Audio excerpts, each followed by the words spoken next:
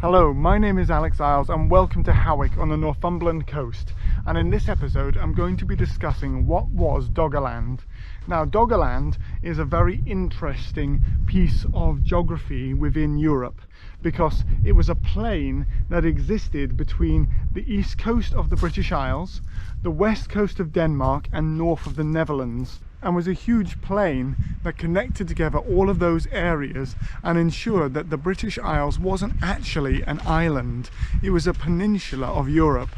The way Doggerland formed was at the end of the last ice age. Even though the ice was melting, there was still a substantial amount of the world's water caught up in ice sheets. And when it was caught up in ice sheets, that meant that sea levels were far lower than they are today. And when they were far lower, the ancient Mesolithic hunter-gatherer populations were able to move across these lands. Alongside that as well, animals were able to also migrate across this land and to go across to new lands so they could settle and expand their populations.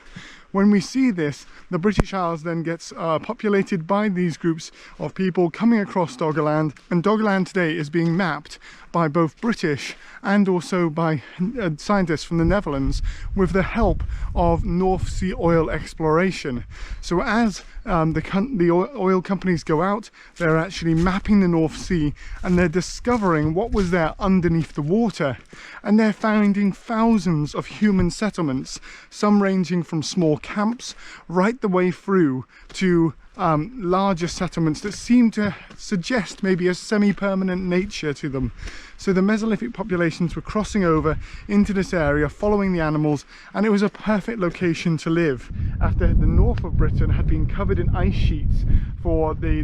period of the Ice Age, and the south of Britain as well had been a tundra. So the warmer climate suddenly meant that Britain became a lot more habitable, became substantially more unpleasant and substantially better to live in, and people started coming across to here. And we know that Doggerland was actually quite a wonderful place to live in itself, because this huge plain between the Netherlands, the British Isles and Denmark was covered in trees. The reason why we know this is because as the North Sea gets mapped by oil companies so that they can actually discover where there's good oil deposits throughout the North Sea, they're also discovering Stone Age settlements all around the area. So in the North Sea basin, people were living there. They were very probably happy about it because you would have dense woodlands, and then in the center you had this hill which was called Dogger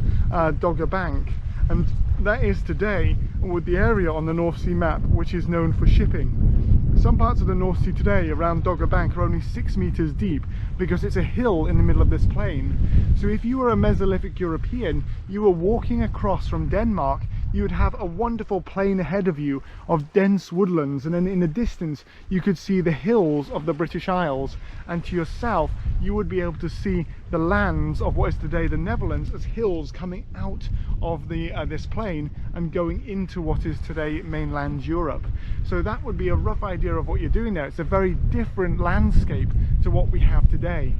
When they were living there as well, rivers like the Rhine, the Seine, the Thames were all coming together to form a lake in the heart of Doggerland, and then the lake drained out through what is now today the English Channel. Now slowly over the period from around about 9,000 to 5,000 BC, the land which is now today the North Sea got flooded because there are more and more rising sea levels due to the fact that ice was melting. And as the ice melted, the sea levels rose, and the land of Doggerland went from being plains to being marshlands. And so you would have marshlands and then slightly higher areas of land which would continue to be wooded, and then after the marshland it started to become salt marsh, and then after the salt marsh the sea level really started to rise, and then finally it's only Dogger Island, this hill in the center of the North Sea, that would remain till around about 5000 BC, when it finally becomes submerged and disappears. So that would have been the transition where you would have seen this plain slowly and steadily flood and become a salt marsh, then a full sea, and then finally the island itself was gone as this whole area was disappearing too. This also affected the British coast because the land at the Mesolithic period was about 300 meters further out, and so you'd have this much wider flat land just coming off the coast of Britain, which would then connect into the main area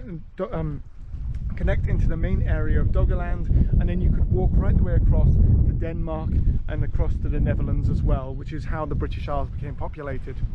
So I really hope you've enjoyed this episode. You've been able to learn something about the ancient history of the British Isles and discover how Britain actually became an island in the first place as sea levels rose as the ice melted. If you have enjoyed the video, please do like and subscribe, share the video with your friends, and if you wish to support me further, there is my Patreon where you can actually have an element of being able to shape the type of content that I produce in the future.